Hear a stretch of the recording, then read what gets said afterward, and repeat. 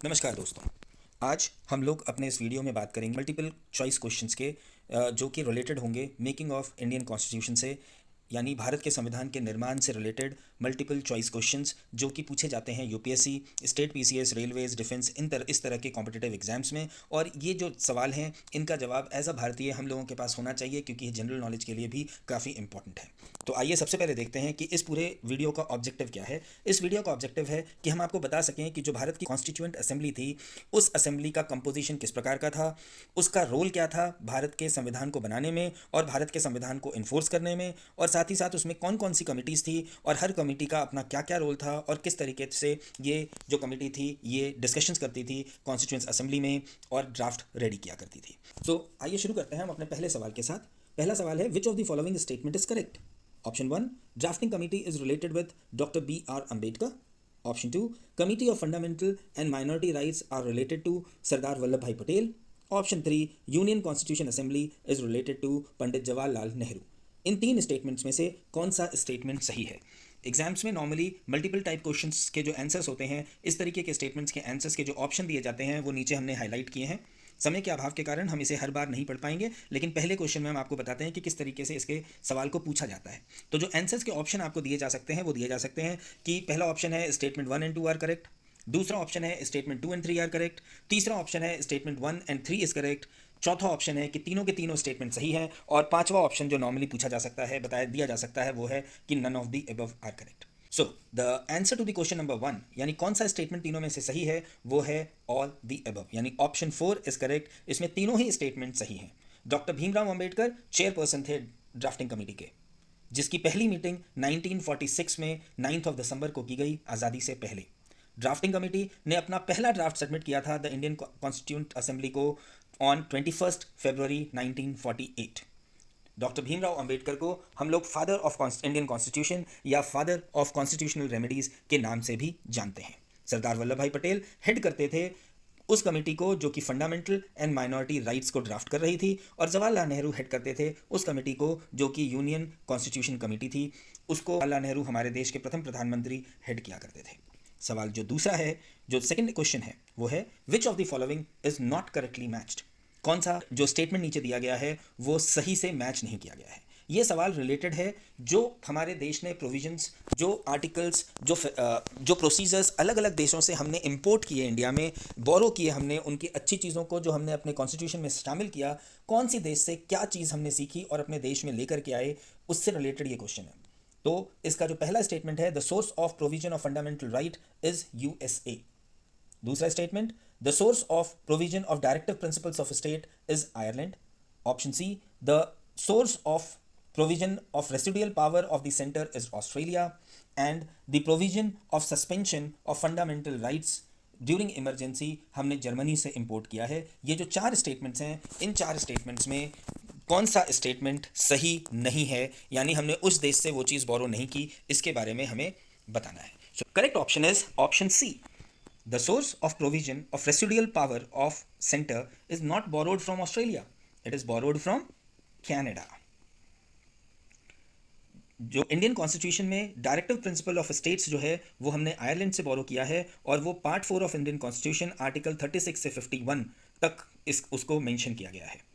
Emergency provisions जो कि in case of emergency fundamental rights को सस्पेंड करती है, वो जो है वो हमने बोरो किया है अमेरिका से, और वो पार्ट 18 आर्टिकल 352 से 360 तक ये इमरजेंसी प्रोविजंस को रखा गया है। Part 3 article 12 to 35 deals with the fundamental rights, जो कि हमने यूएसए से बोरो किया है। इसके अलावा भी हमने बहुत सी चीज़ें हैं जो कि हमने बोरो की हैं अलग अलग देशों से। सो द अदर प्रोविजंस जो कि हमने अलग अलग देशों से बोरो किए हैं वो हैं advisory jurisdiction of Supreme Court, Canada से हमने बोरो किया है। कनाडा से ही हमने appointment of governor of states borrow किया है, यानी अलग अलग राज्यों के जो राज्यपाल होते हैं उनको किस तरीके से अपॉइंट किया जा सकता है, उसका जो प्रोसीजर है वो भी हमने कनाडा से लिया है। Residual power rest at centre, ये भी हमने कनाडा से बोरो किया है। And the federal system with strong centre, यानी एक फेडरल सिस्टम जिसमें सेंटर और स्टेट हर जगह पर सरकारें होंगी, लेकिन उसमें जो देश की सरकार है, सेंट्रल गवर्नमेंट है, वो ज़्यादा पावरफुल होगी।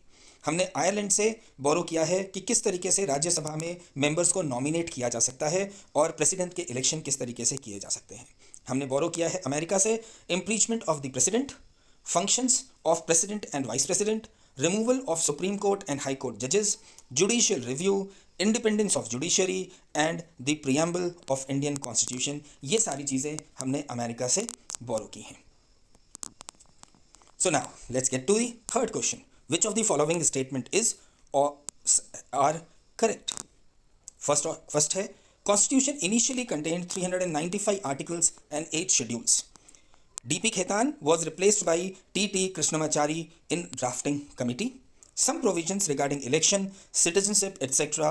came into force before 26th January 1950. यानी हालांकि हम बोलते तो हैं कि हमारा कॉन्स्टिट्यूशन विद इफेक्ट फ्रॉम 26 जनवरी 1950 है, बट कुछ ऐसे प्रोविजंस इलेक्शन और सिटीजनशिप के क्या पहले ही आ गए थे? इन तीन में से कौन सा स्टेटमेंट है जो कि सही है? Answer of this is all the above, यानी सारे के सारे जो स्टेटमेंट्स दिए गए वो सारे ही सही हैं. डॉक्टर भीमराव अंबेडकर ने इंट्रोड्यूस किया था फाइनल ड्राफ्ट 4 नवंबर 1948 को and the constitution was adopted on 26 नवंबर 1948. यानी हमने जो फाइनल ड्राफ्ट दिया था वो 1948 में दिया था और उसके बाद उस कॉन्स्टिट्यूशन को अडॉप्ट किया कॉन्स्टिट्यूंट असेंबली ने 26 नवंबर 1949 को. Preamble was enacted after all the provision of constitution was already enacted. जो preamble है इनेक्ट किया गया आफ्टर ऑल द प्रोविजंस जो हमारे कॉन्स्टिट्यूशन के वेरियस आर्टिकल्स, पार्ट, शेड्यूल्स जितने भी हैं उनके आने के बाद preamble को लिया गया है. Drafting committee consisted of 7 members, namely doctor Bhimrao Ambedkar, mister K.M. Munshi, Mohammad Saadulla, Alladi Krishnaswami Ayyar, N. Gopalaswami Ayyangar, Devi Prasad Khaitan, जो कि बाद में रिप्लेस किए गए by T.T. Krishnamachari, and B.L. मित्तर, जो कि बाद में रिप्लेस किए गए by N. Madhav Rao. Preamble was enacted after all the provision of constitution was already enacted, यानी प्रियम्बल बाद में आया है, पहले कॉन्स्टिट्यूशन के सारे प्रोविजंस को लाया गया है. ड्राफ्टिंग कमेटी कुल मिला के 7 लोगों की थी, जिसके चेयरपर्सन थे डॉक्टर भीमराव अंबेडकर और उनके अलावा 6 मेंबर्स थे. उनके नाम है K.M. मुंशी, मोहम्मद सदुल्ला, अलादी कृष्णा स्वामी अय्यर, N. गोपालास्वामी, देवी प्रसाद खेतान, जो कि रिप्लेस किए गए by T.T. Krishnamachari, and B.L. मित्तर, जिनको रिप्लेस किया गया by N. Madhav Rao. Some provisions of citizenship and elections came into existence on 26 November 1949. जिस दिन कॉन्स्टिट्यूशन को हमने फाइनल कॉन्स्टिट्यूशन को अडॉप्ट किया था उसी दिन से कुछ प्रोविजंस को लागू कर दिया गया जो कि रिलेटेड थे सिटीजनशिप के से और इलेक्शन से, और वो मेंशन किए गए अलग अलग आर्टिकल्स में, जैसे from article 5 to 9, 60, 364, 366, 367, 379, 380, 388, 391, 392 and 393. So now let's move to question number 4. Who was the chairman of drafting committee? Drafting committee के चेयरमैन कौन थे? बहुत ही आसान सा सवाल है. ऑप्शंस हैं Doctor Bhimrao Ambedkar, Mister Krishnaswami Iyer, Mister N. Gopalaswami Ayyangar, more than one of the above और none of the above. The correct answer is Doctor Bhimrao Ambedkar. Question number 5. Which of the following provisions of Indian constitution was borrowed from Canada? Canada से क्या borrow किया गया है? Independence of Indian judiciary, advisory jurisdiction of Supreme Court, concept of republic, more than one of the above और none of the above. इन 5 में से कौन सा हमने कनाडा से लिया है? हमने कनाडा से लिया है option 2, which is advisory jurisdiction of Supreme court.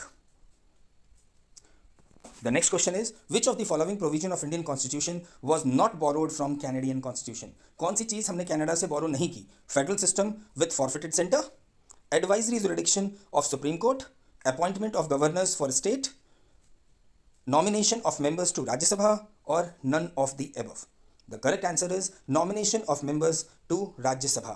ये जो है ये हमने आयरलैंड से लिया है, ना कि कनाडा से. अदर प्रोविजंस जो कि हमने बोरो किए अलग अलग देशों से, हमने 3 देश तो पहले देख लिए, कनाडा, आयरलैंड और USA. Now let us understand कि 1935 में एक इंडियन गवर्नमेंट एक्ट बनाया गया था. उस एक्ट से हमने क्या बोरो किया? हमने बोरो किया federal system and power of judiciary को, गवर्नर्स ऑफिस को, administrative details and public service commission को. हमने बोरो किया रशिया से fundamental duties, the ideal of justice in the preamble, हमने रशिया से लिया. जो हमने फ्रांस से बोरो किया idea of Republic, ideal of liberty, equality and fraternity. जो हमने साउथ अफ्रीका से बोरो किया वो हमने किया procedure of amendment in constitution election of members in Rajya Sabha. जो हमने ब्रिटेन से बोरो किया वो है पार्लियामेंट्री गवर्नमेंट और उसकी privileges, rule of law and legislative provisions procedures, single citizenship का कॉन्सेप्ट और cabinet system of governance. Parliamentary government का form and cabinet system of governance, ये हमने बोरो किया ब्रिटेन से। तो जैसा कि अब आपने देखा कि हमारा देश का जो संविधान है वो सिर्फ एक देश का संविधान नहीं बल्कि पूरे विश्व से इंपॉर्टेंट देशों से मिला करके उस संविधान को बनाया गया है, और वहाँ की जो अच्छी चीज़ें हैं उसे हमने अपने संविधान में जगह दी है और फिर हमारे देश का संविधान बन करके तैयार हुआ है। Now let's move on to question number 7। The original document of Indian constitution was hand written by. याद रखिए जो कॉन्स्टिट्यूशन है वो हैंड रिटन कॉन्स्टिट्यूशन है, टाइप किया हुआ कंप्यूटराइज्ड कॉन्स्टिट्यूशन नहीं है। हाँ, अब इसकी कॉपीज ज़रूर टाइप की हुई हमें मिल जाएंगी, बट जो लिखा गया था वो हैंड रिटन था। और किसने लिखा था इसे? डॉक्टर भीमराव अंबेडकर, सरोजनी नायडू, डॉक्टर राजेंद्र प्रसाद या प्रेम बिहारी नारायण रायजादा। किन्होंने लिखा था ये? The correct answer is option 4 which is Prem Bihari Narayan Raizada. Now let's move to the next question which is question number 8। In Indian constitution the section of citizenship is inspired from which country. जो citizenship का हमारा जो concept है single citizenship का, वो किस country से हमने इंपोर्ट किया या बोरो किया? UK which is Britain, Australia, USA, USSR और जर्मनी। किससे किया हमने? The correct answer is yes. अभी हमने थोड़ी देर पहले ही देखा था कि हमने ब्रिटेन से सिंगल सिटीजनशिप के कॉन्सेप्ट को बोरो किया। So the correct answer is UK, Britain. Now let's move to question number 9। Which of the provision of Indian constitution was borrowed from UK. क्या हमने बोरो किया यूके से? Judicial review system, suspension of fundamental rights during emergency, parliamentary privileges या procedures established by law.